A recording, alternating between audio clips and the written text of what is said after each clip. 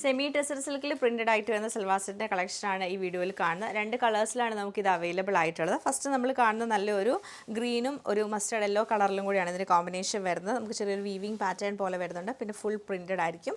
ദാമനിലേക്ക് വരുമ്പോൾ പ്രിൻറ്റും വന്നിട്ട് ഒരു കോൺട്രാസ്റ്റ് ഷെയ്ഡാണ് വന്നേക്കുന്നത്. ബാക്ക് സൈഡും സെയിം പാറ്റേൺ തന്നെയാണ് വരുന്നത്. അതുപോലെ തന്നെ ബോട്ടം വരുമ്പം സാറ്റൻ സിൽക്കിലാണ് സെയിം കളർ ടോണിൽ ബോട്ടം വരുന്നത്. ദുപ്പട്ട നമുക്ക് ഫുള്ളായിട്ടും സെമി ടെസർ ഫാബ്രിക്കിൽ നല്ല കലംകാരി പ്രിൻ്റാണ് ദുപ്പട്ട ഫുള്ളായിട്ടും വരുന്നത്. നല്ലൊരു കളർ കോമ്പിനേഷനാണിത്. പിന്നെ നമ്മൾ കാണുന്ന grey and onion pink colour കോമ്പിനേഷനിലാണ് വന്നേക്കുന്നത്.